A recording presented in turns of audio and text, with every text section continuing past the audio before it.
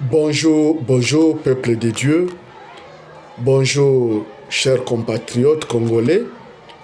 Mon nom est Justin Bounyakiri et nous allons parler aujourd'hui de la balkanisation et de la révolution en République démocratique du Congo. Oui, ces deux concepts, nous allons les analyser spirituellement et scientifiquement. Et parlant de la balkanisation, je veux parler de la vision que Dieu m'a montrée. Et parlant de la révolution,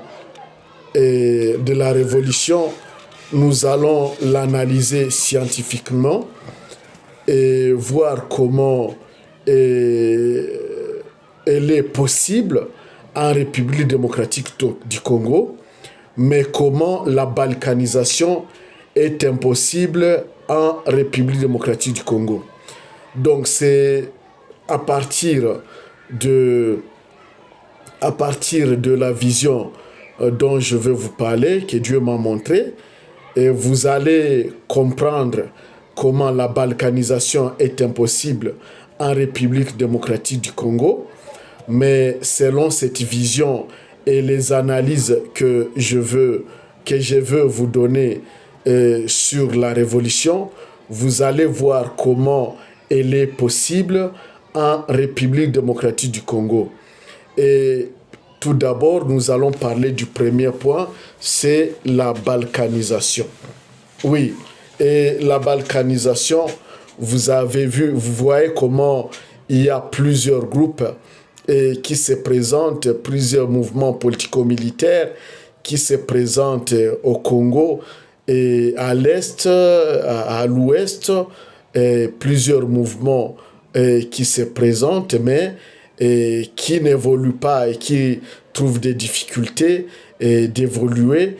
Et vers la fin, elles se trouvent éradiquées, soit politiquement, et soit par les armes.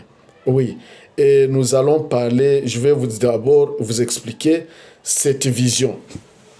Oui, et dans une vision, j'ai vu ce qui suit. Et j'ai vu une grosse maison en briques adobe. Je vais lire textuellement, comme j'ai écrit la vision telle que Dieu me l'a montrée. C'est-à-dire que j'ai vu une grosse maison en briques adobe construite sur la terre et non dans la terre. Tout le monde était étonné de voir que les gens vivaient dans cette maison sans qu'elle ne s'écroule, alors qu'elle est construite dans une zone à haute intempérie. Cette maison était construite sous forme de la cathédrale de l'église catholique de Bukavu. C'était une maison familiale dans un pauvre village et c'était l'unique maison construite de la sorte dans tous ces villages. Puis j'ai remarqué que cette maison a été réfectionnée par la fille aînée de cette famille, une fille jeune, instruite, mais malheureusement qui y a réfectionné cette maison en bloc ciment joint par la boue et construite sur la terre et non dans la terre. C'est-à-dire que la maison était au-dessus de la terre, mais elle n'était pas fixée dans la terre. Alors, j'ai demandé à cette fille pourquoi elle a pris de risques en construisant cette maison au-dessus de la terre et non dans la terre. Et je lui ai demandé si toute sa famille n'avait pas peur de loger dans une telle maison. Elle m'a répondu qu'elle n'avait pas peur.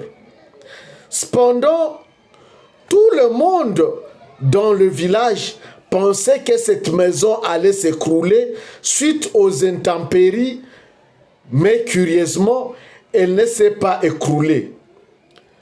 Moi-même, je l'ai poussée dans les songes, je l'ai poussée de mes mains pour voir si elle n'allait pas bouger, si elle ne bougeait pas. Mais fort curieusement, elle était forte, malgré qu'elle était construite sur la terre. Alors, je me suis dit que celui qui l'a construite n'est pas insensé et qu'il sait lui-même et pourquoi il l'a construite de la sorte. Car lui-même étant un ancien de ces villages, un ancien de ces villages et qui en maîtrise bien les intempéries. Et depuis notre enfance, et j'ai dit dans le songe que depuis notre enfance, nous avons toujours vu dans ces villages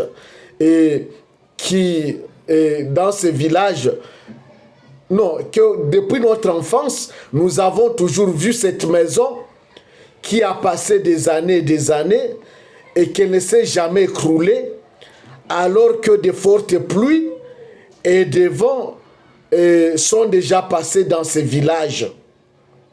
Le constructeur de cette maison a voulu la construire de la sorte, malgré qu'il connaissait bien le danger. C'était moi maintenant qui étais en train d'analyser dans les songes, de dire ces choses dans les songes. Oui.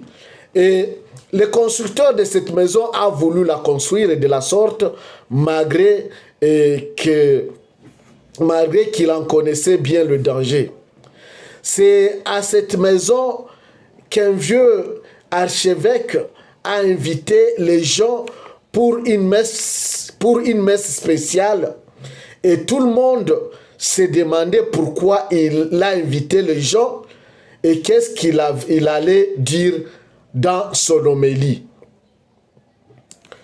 Après l'évangile, l'archevêque devait venir s'asseoir sur son trône de pouvoir. Mais comme il était déjà vieux, fatigué et malade, il a souhaité s'asseoir sur une chaise roulante qui était à côté. Cependant, un insensé a occupé son trône d'archevêque, et ne voulait pas quitter ce trône malgré les demandes et les dires des gens ainsi que l'influence de l'archevêque. Alors il a fallu utiliser la force pour faire sortir cet insensé du trône de l'archevêque et afin que l'archevêque s'y asseye. Beaucoup de gens ont intervenu pour pousser l'insensé et le faire sortir de ce trône, mais ils n'ont pas pu. Et cet insensé s'est accroché, mordicus, sur ce trône. Et à côté, il y avait un serviteur de Dieu. Et quand il a vu que l'insensé persistait et qu'il ne voulait pas sortir, alors le serviteur de Dieu est intervenu avec force. Et il s'est placé derrière le trône, derrière la chaise roulante de l'archevêque. Il a tenu l'insensé dans ses deux mains et à l'aide des autres individus, il a donné un ordre à l'insensé de quitter la chaise, de quitter le trône de l'archevêque. L'insensé ne voulait pas quitter le trône, mais il a fini par le quitter. Et l'homme de Dieu a demandé à l'archevêque de venir s'asseoir sur son trône. Alors l'homme de Dieu est sorti derrière la chaise roulante, et pour ne pas rester derrière le dos de l'archevêque. Tout d'un coup, j'ai vu l'archevêque se fâcher et il est parti à la salle, il s'est tenu debout il est parti à la sacristie pour s'échanger. Et après s'être échangé, il est venu portant une autre chasuble que celle qu'il portait. Alors il a commencé à dire la messe et il est passé à l'homélie. Tout en colère, dans l'homélie, l'archevêque a dit, et en s'adressant à l'homme de Dieu, il a dit, pourquoi tu ne peux pas faire ce que les autres n'ont pas fait? Tout le monde est dans l'accoutumance. Telle est, alors là, la vision s'est coupée. Telle est la vision que j'ai vue. Alors, vous comprenez cette vision, ce n'est pas analysé.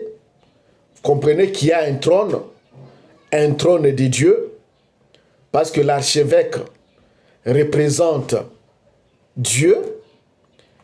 Il est sur son trône, mais ce trône de Dieu, il y a un insensé qui est venu s'y asseoir et qui n'a pas voulu quitter ce trône. Beaucoup de gens ont intervenu avec insistance, mais l'insensé s'est accroché, mordicus, au trône. L'archevêque lui-même, qui est le représentant de Dieu, et ipso facto qui est Dieu, parce que Dieu agit en lui, lui aussi a intervenu, mais malgré ses interventions et les insistances et l'insistance de l'archevêque, l'insensé s'est tenu mordicus sur ce trône. Alors, il a fallu la force pour le faire quitter l'insensé de ce trône de l'archevêque. Alors, et cette force, nous avons, la vision montre que c'est un homme de Dieu qui est venu avec force et qui a tenu cet insensé dans ses deux mains et l'a fait sortir, de ce trône pour que l'archevêque, qui est Dieu, s'y présente. Oui, nous avons dit l'archevêque, c'est Dieu lui-même. C'est Dieu lui-même dans la vision, donc c'est Dieu lui-même. Oui, donc il faut que la force fasse sortir l'insensé. Il a fallu la force pour faire sortir l'insensé du pouvoir, pour que Dieu lui-même s'assied au trône et le conduire. C'est ça. Donc, vous comprenez bien que c'est l'unité. Le trône de Dieu, c'est l'unité du Congo. Et donc, dans l'esprit de Dieu, Dieu, la balkanisation est impossible en République démocratique du Congo. Et c'est la raison pour laquelle vous avez vu toutes ces guerres, ces mouvements politico-militaires qui sont présentés au Congo et qui sont toujours présentés n'évoluent pas. Ils sont éradiqués soit politiquement, soit militairement. Et donc, tous ces gens qui continuent à penser que la balkanisation, la division et la sécession est possible en République démocratique du Congo, il faut qu'ils sachent que telle n'est pas la volonté de Dieu et telle n'est pas dans le plan de Dieu. Toutes les fois qu'ils se présenteront au Congo, ils vont voir qu'ils vont arriver à leur échec, et soit ils sont anéantis militairement, et soit ils sont anéantis politiquement. Donc, chers frères et chères sœurs, comprenez à partir d'aujourd'hui que la balkanisation est impossible en République démocratique du Congo. Qu'elle commence à l'est, qu'elle commence à l'ouest, qu'elle commence au Katanga, qu'elle commence au Congo, qu'elle commence au sud Kivu, qu'elle commence au nord Kivu, partout elle commence en RDC, la balkanisation ne peut pas réussir en République démocratique du Congo parce que Dieu n'est pas pour la balkanisation en République démocratique du Congo. Toutes les fois qu'il y aura un mouvement qui se présentera pour balkaniser la RDC, qu'il soit interne, qu'il soit externe, qu'il soit financé au niveau national ou au niveau international, ce mouvement ne peut pas réussir malgré sa force, malgré son influence, malgré sa politique, malgré la présence des mains invisibles derrière ce mouvement. Aucun mouvement ne peut balkaniser la République démocratique Congo. Dieu donnera toujours aux Congolais la force et les astuces pour éradiquer ces mouvements qui ont les idées de balkaniser la République démocratique du Congo. C'est cela, chers frères et chères sœurs. Donc, c'est cela. Mais par contre, et de par cette vision reçue, nous allons maintenant passer au deuxième point qui est la révolution. Et parlant de la révolution, je préfère couper cette vidéo et entrer sur une autre vidéo qui est la deuxième partie de cette vidéo, de notre speech d'aujourd'hui. Et donc, nous demandons à ceux qui nous suivent, à nos téléspectateurs, de suivre la vidéo qui va suivre, soit elle peut être sur YouTube ou sur... Mais c'est sur YouTube que nous les mettons. Et nous mettons le parti sur TikTok parce que TikTok sont des séquences, Mais quand chaque fois que vous suivez nos speeches, nos prédications, nos dires sur TikTok, ayez l'amabilité d'aller suivre la suite sur YouTube sous le label Justin Bunyakiri. Merci beaucoup. Donc, nous coupons cette vidéo. Nous commençons la deuxième vidéo qui va développer sur la révolution en République démocratique du Congo.